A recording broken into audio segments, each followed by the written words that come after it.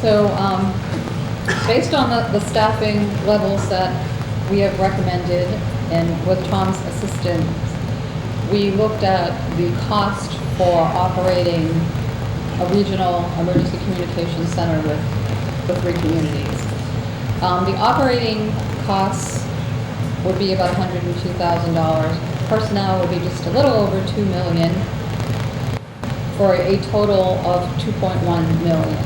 Because this is a regional project, you would be receiving incentive funding from the state 911 department that would amount to about $393,000, which means the annual budget for a regional facility would be $1.7 million. We then looked at how to assign costs to each community for participation in the regional center. And a formula was utilized comprised of call volume and population, and this is really the same formula that the state 911 department currently uses for providing funding to local communities. And you will see there that we've developed participation ratios, which is the column furthest to the right, that are fairly close with Tewksbury at about 37%, Drake at a little over 29.5%, and Tewksbury at about 33.5%. So when we look at the costs of operating the center, we then calculated the cost savings that would be involved, and we have a column that's called recurring cost savings, which are really the personnel costs.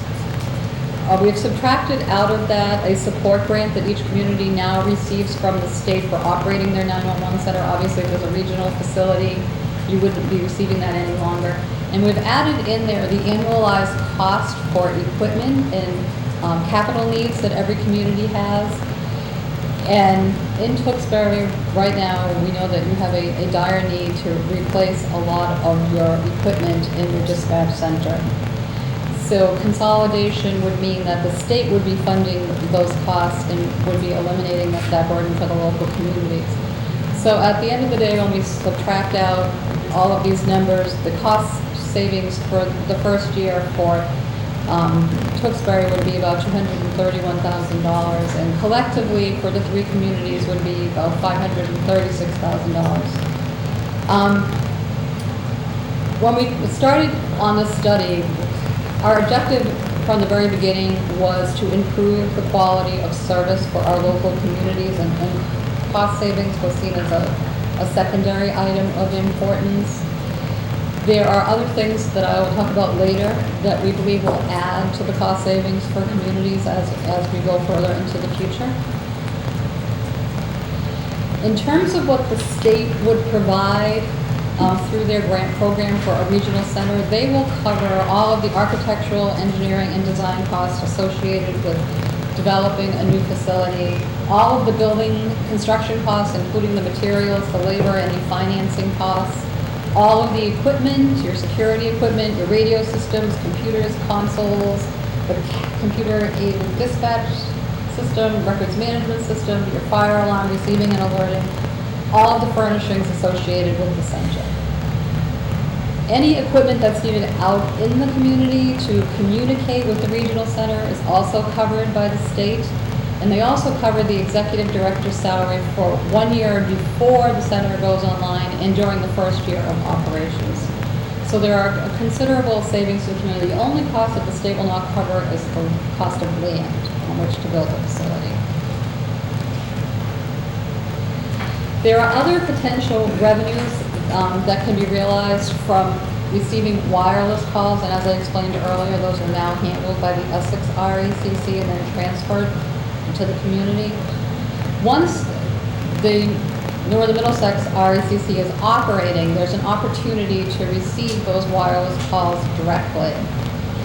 And we got some assistance from the state 911 department to try to determine what we believe the volume of those calls would be if they were handled by this regional center rather than by Essex, and determined that there'd be an additional $550,000 to $780,000 in revenues that could come to the center to help offset any costs or increase your cost savings. That cost savings would basically be distributed among the 3 communities using that formula that I described earlier. So it would probably be during year 2 of operations where the state 911 department would feel comfortable enough to transfer those wireless calls over once the system has been up and running.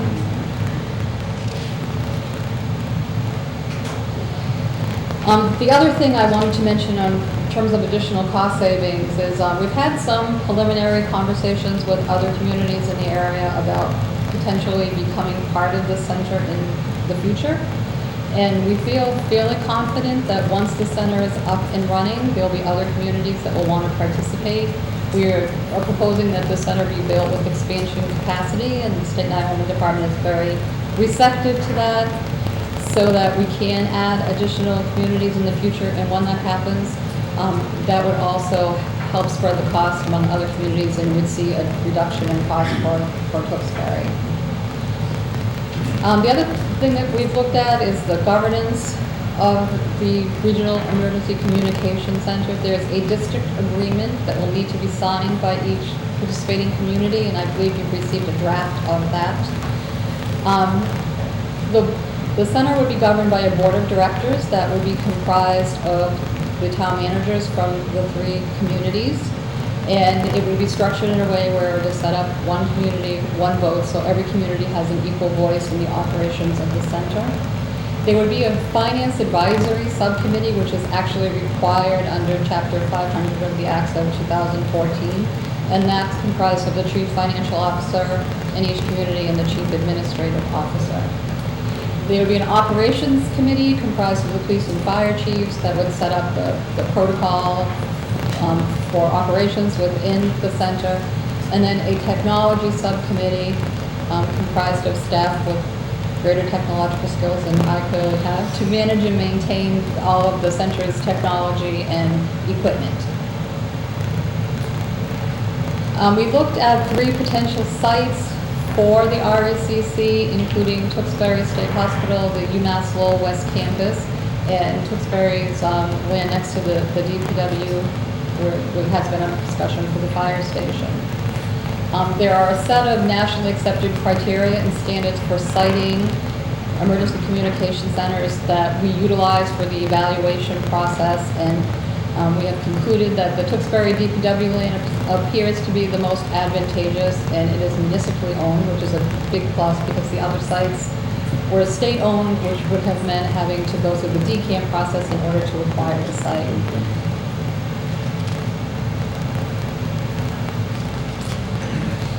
There are a number of anticipated new requirements that are coming down from the state and federal government that will have to be addressed by local communities and their dispatch centers. I already talked about Next Generation 911. The State 911 Department is looking to have that implemented by June of 2016, and this is an FCC requirement. They are now looking at all of the dispatch centers across the state to sort of determine their capabilities and to understand what will need to be done to allow them to come into compliance with that requirement. This is an IP-based system. Communities have to be able to not only handle their 911 calls, but also receive transmitted text, images, videos, and data from the public. As I mentioned, the state is evaluating each of the communities, and the state is also looking in the future to be able to send wireless calls directly to the communities, which will significantly increase the call volume that communities are now handling.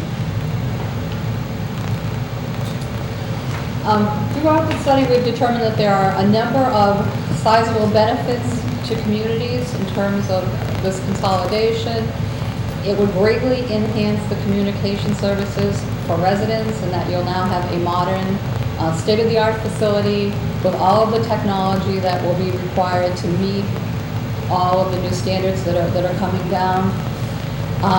It increases the communication capabilities and the staffing capacity during large events and emergencies, so that if there's, God forbid, some terrible disaster that occurs in Tewksbury, if there's an explosion somewhere, instead of having 2 dispatchers on duty now that can handle all those calls, you'll have 6 people available to you that would be able to handle them. There are cost savings for all three communities through greater economy of scale. And all of your future equipment replacements would be funded by the state.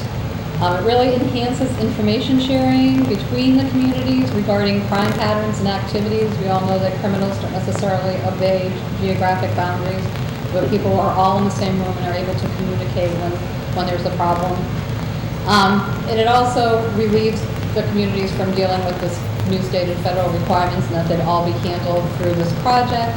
And for dispatchers, it actually establishes a career path for dispatchers.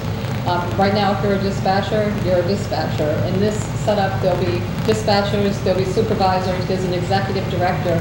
There is, an opportunity for a dispatcher to be promoted into one of those other positions in the future.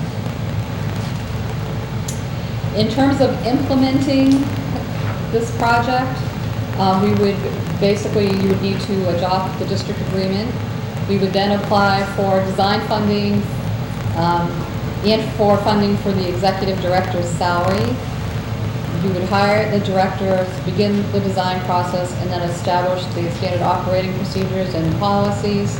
Construction would begin. As you're nearing the completion of construction, you'd be hiring and training personnel. We anticipate that it would be a 2 to 3 year time frame before the center is up and we're able to cut the communities over. And I will point out that all of the financial numbers that are in this are very conservative.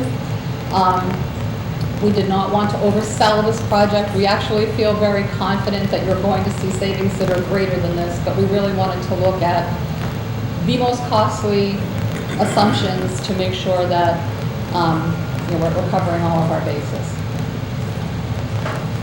Thank you. All right. Let me first ask if there are questions of Ms. Woods and her team before we invite others to speak. Mr. Panelites. You mentioned that there's going to be a state grant for operating costs going forward. How long does that last, or is that just for those first 2 years of the director's salary? No, that 300 and whatever thousand that I mentioned is a grant that would come every year to the Regional Emergency Communications Center. The director's salary is only funded 1 year before the center goes online and 1 year after, and then after the first year of operations, that benefit would go away, but the other would stay in place. And similarly, you talked about future equipment replacement also being funded by the state. I'm assuming, again, similar funding mechanism. What sort of history do we have that funding isn't going to dry up at some point and isn't going to somehow go away, that then, while we still may be saving money, we may be getting hit with now another couple $100,000 to be split between the communities? Well, all of these funds come from a surcharge on your cell phone bill that you pay every month. And that's not going away. And it's mandated by the legislature, so in order for those funds to go away, it would require an act of the legislature. Okay. A couple more questions. You pointed out the wireless calls currently go to Essex, and that they would then potentially come here to this regional center instead. Now, that was a pretty significant, could be a pretty significant call volume. Does that then affect the personnel projections that you're showing? So that if we're, all of those calls that now from 495 are going there, are they going to affect our personnel? We've tried to account for that in the calculation for personnel. As I said, we've been very conservative. So we are feeling confident that we would be able to handle that call volume, and it would be significant revenue for the center. Okay, and then my last question, Mr. Chairman, on personal costs generally, you presented numbers that's based on our current budgeting for our community and for the other two communities. What's been the process in other communities that have gone from individual centers to regional centers, and how personnel were transferred over to those new centers, related to those staff costs? I suspect we're going from 3 different agreements to now having to go to 1. And for instance, maybe in that Essex Regional Center, how did they handle that, and how did that go for the personnel involved? In the personnel cost for the center, we assumed that every dispatcher would be paid at the highest salary that's being paid currently in our communities, which is in Chelmsford. So we're assuming that every dispatcher will have an annual salary of $49,000 a year. We assumed a salary of $62,000 for each supervisor and for the administrative assistant, and $82,000 for the executive director. So we know that every dispatcher who comes into the center will probably not be at the highest pay grade, but we assume that so that we covered all of our costs. We know that in the communities there are different unions involved, so when the dispatchers are hired by the center, we assume that they will then organize and choose their union, and that's typically what has happened in other regional centers. And how has that process generally gone? I mean, has it generally been fairly seamless, or are we? I don't know. I haven't really posed that question to anyone. I don't know if Tom has any insight into that. From my perspective, I'm seeing a number of them. The nearest regional dispatch district is over Devon's, and that has been a very positive program for all of those communities. They're able to work through all of the steps that you make for a successful transition, and it's one of the reasons why we wanted to make sure that there was a significant number of dispatchers working, even though in the future you're going to get greater economy of scale, but that transition is really quite important, to people in your community, to making it successful. So that was really one of the criteria that the chiefs wanted. They wanted to make this, if they did it, they wanted to make it an extremely successful regional dispatch district. That's all. Anyone else? Mr. Gay? Thank you, Mr. Chairman. I just wanted to piggyback on what Mr. Penway said.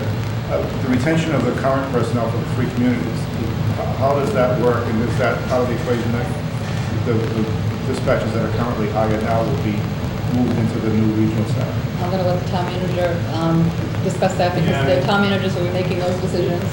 We'll work that out amongst the three communities. Essentially, there will be X amount of positions open in the center. All the current dispatchers who work in the communities can apply for those jobs. We are going to hire the best qualified. No one's guaranteed to transfer. From all three communities. So how many do you think will be working in the new regional? 6 and 5. Yeah, there are 21 positions, so there are as many positions as there are now dispatchers. And the experience in other regions that have consolidated is that they've actually had to advertise for dispatchers by the time the transition actually occurred, because people leave through attrition, for other career choices, they retire. There hasn't really been problematic in any way. I don't want to sit here tonight and guarantee that. It's just a concern of mine. Yeah, but I can't do that at the moment. Wearing my union hat is a big concern of mine, actually. The other question I had about quality of service, when they have the regional dispatch in comparison to what the local towns had, has there been any studies or difference on the quality of service for the community? I mean, is it better, worse, same? It's generally better, because you have a much greater capacity than you have now in your dispatch center. So particularly when there's a major emergency, you have a lot more personnel on hand. You don't have to call somebody in and wait a half an hour for them to get there, to get some extra hands on board. The technology now is such that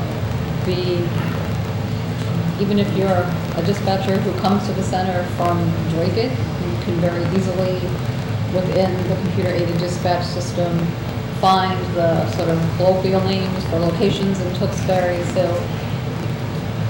it really has been a very positive thing. And unfortunately, Nathan Kinney, who runs the dispatch center at Neshoba Valley, had planned to be here tonight. He had a family emergency, but he was going to come and talk about how great their experience has been, and their communities really have benefited from the consolidation.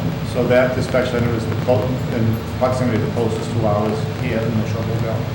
So we'll probably have a fair comparison, as almost like a one-on-one comparison. They have 4 communities, I believe they have a 5th joining. Yes, And- actually, they have 2, I think, are in the process of turning down. So, So they have more that, they started with less and they have more that joining after they, Correct, which we have the ability to if we go that direction. correct. All right, thank you, Mr. Chairman. Mr. Wunsch, just a couple things, and I appreciate my colleague, Mr. Pavlidis, addressing all these issues, but, and I don't know if the second one was this one, so I'm just gonna, for my own clarification. The updates to equipment long-term, that is paid for by the state, Correct. long-term. And the grant for $393,000 for operating is written in as in the legislature. Does it behoove a community like us to be very conservative about that because lottery revenue was designed for municipalities too, and that all of a sudden got changed to going into the general fund by the magic of the legislature. So there is some concern, certainly on my part, that you see that funding coming in and all of a sudden that funding goes away to another place. Well, the and actual we're left to legislature fund- this year actually increased that tax as a means of funding Next Generation 911. So we've not seen the trend go in the opposite direction. It's actually been going more in the positive direction. Yeah, my concern is when that revenue gets so big, it's gonna go in the general fund to fund something else, but that's. I may, Mr. Chairman, I think one of the benefits, we're going to have the state is promoting regionalization and dispatch. So if funds for some reason are tighter than normal, I think priority is going to give to regional centers compared to those who are large. Correct. I mean, in Massachusetts right now, we have about 230 PSAPs. The state of New Hampshire has 4, Maine has 26, and Vermont has 8. So the state really is striving to try to reduce the number of PSAPs that they're funding by consolidating into regional centers. And our land, if we move this question, for you, our land at the DPW, do we know how big we can build that out and how many communities we can potentially serve over the long term, or we just look? Kind of looking at the current center need for the communities we have now, plus we added a couple extra consoles. yes. So this expansion capability, we don't want to go too much because we may need that land for.